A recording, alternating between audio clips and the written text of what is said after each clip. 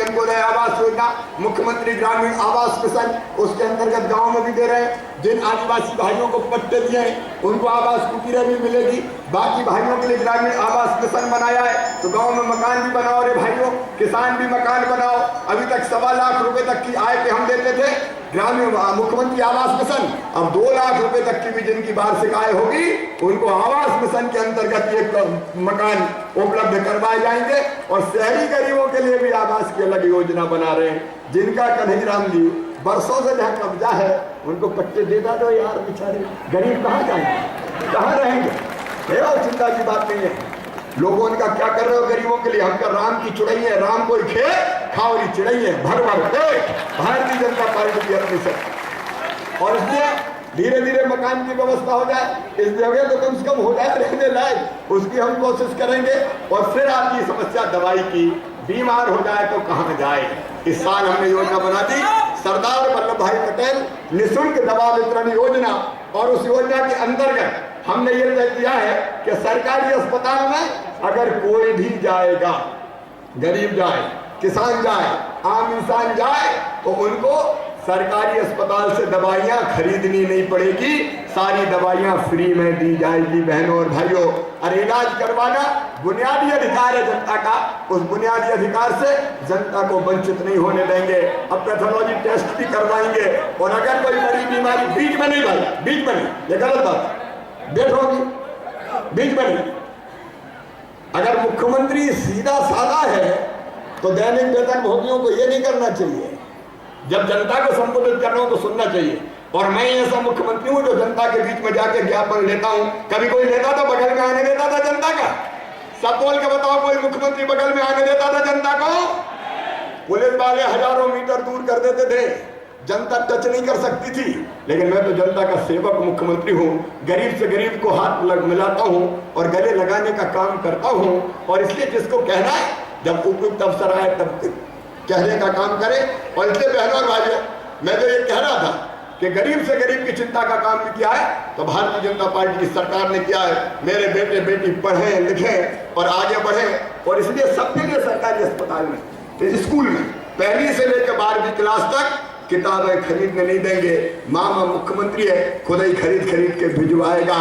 कभी कांग्रेस ने भिजवाई थी किताबें घर पे? अरे भिजवाई थी क्या? ड्रेस के पैसे हम भिजवाएंगे, कांग्रेस ने भिजवाई थी क्या? दूसरे गांव जाएंगे तो साइकिल पे भिजवाएंगे बैठ के। पहले केवल बेटियों को भिजवाते थे, बेटों को भी भिजवाने का काम करते हैं। और ऊंची पढ़ाई करना हो, मेडिकल कॉलेज की, इंजीनियरिंग कॉलेज की, तो अभी चिंता मत करना मेरे बेटे बेटियों, उसके लिए भी योजना हमने बनाई है। अलग अलग योजनाएं नहीं गिनाऊंगा, लेकिन एक योजना सब बच्चों के लिए है। अगर उनकी पढ़ाई के लिए पैसे की घर में कमी है तो एजुकेशन लोन मिलेगा। एजुकेशन लोन दिलवाने की गारंटी भी हम लेंगे। और जब पढ़ लिख के नौकरी लग जाएगी तो 6 महीने बाद छोटी छोटी किस्तों में वो लोन वापस करना पड़ेगा। लेकिन लोन वापस करोगे तो मूलधन वापस करना पड़ेगा, ब्याज तो मामा पहले ही भर देगा, उसकी चिंता मत करना। पढ़ाई लिखाई में कोई बाधा नहीं। हमारे अनुसूचित जनजाति और जाति के बेटे बेटी अगर मेडिकल और इंजीनियरिंग कॉलेज में जाएंगे तो उनकी पूरी फीस, हम प्राइवेट में भी जाएंगे तो पूरी फीस भरवाने का काम करेंगे। पढ़ने दो बेटा बेटियों को, आगे पढ़ने दो, इनमें क्षमता है, प्रतिभा है, योग्यता है। मेरे दिल में तो ये ललक और तलब है कि कैसे मध्य प्रदेश को ऊपर उठा ले जाए। मेरे बहनों और भाइयों, इस प्रदेश को पिछड़ा नहीं रहने देना है, इस प्रदेश को गरीब नहीं रहने देना है, इस प्रदेश को हिंदुस्तान के नंबर 1 का राज्य बना देना है। बहनों और भाइयों, गरीबी नहीं रहने देंगे, जीवन स्तर जनता को ऊपर उठाएंगे। इसलिए मैं दिन और रात काम कर रहा हूँ, कोई कसर नहीं छोड़ रहे। भारतीय जनता पार्टी की सरकार लगी हुई है और धीरे धीरे मध्य प्रदेश आगे आ रहा है। जब मैं पहले कहता था कि नंबर 1 का राज्य बनाना है तो कई लोग मजाक समझते थे, कैसे नंबर 1 का बन जाएगा। लेकिन आज मैं नहीं कहता, भारत सरकार कह रही है कि विकास दर के मामले में अगर नंबर 1 राज्य कोई है तो वो राज्य हिंदुस्तान में मध्य प्रदेश। बहनों और भाइयों, लेकिन रुकना नहीं है, आगे बढ़ते जाना है।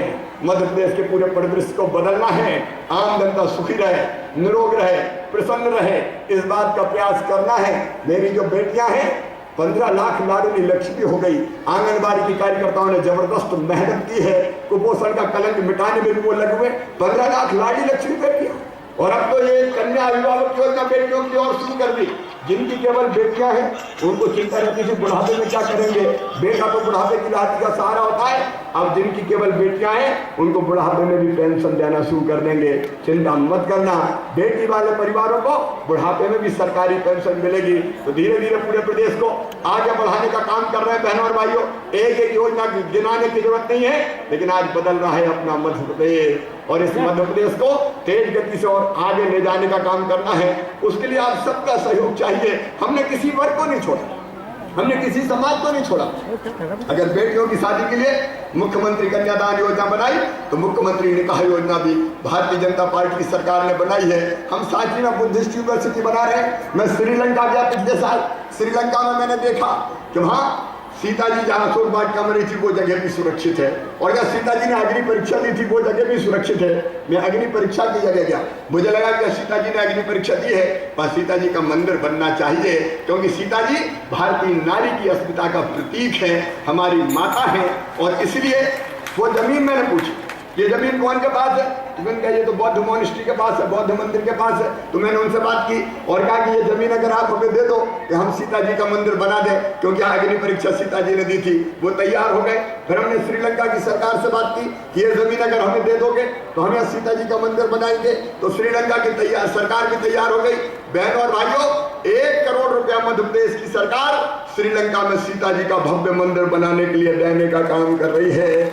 1 करोड़ को अभी देंगे और जितनी जरूरत पड़ेगी और देंगे। और श्रीलंका की धरती पर सीता मैया का, वहां कहते हैं सीता अम्मा का भव्य मंदिर बनेगा।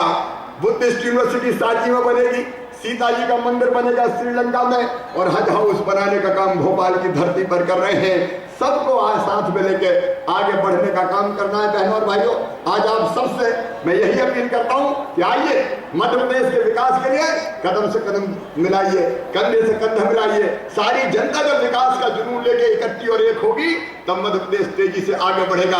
मैं घटिया राजनीति नहीं करता, मैं ओछी राजनीति नहीं करता, मैं एक दूसरे पे आरोप प्रत्यारोप भी नहीं लगाता, लेकिन मैं विकास में आप सबका साथ चाहता हूं। बहनों और भाइयों, आप सबका सहयोग चाहता हूं।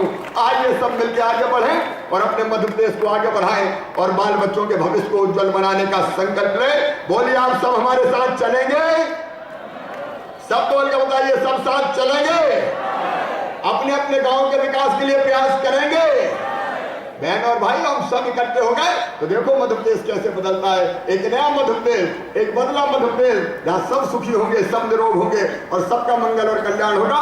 ऐसा मध्य प्रदेश के निर्माण में ये 24 घंटे बिजली भी भारी योगदान देगी।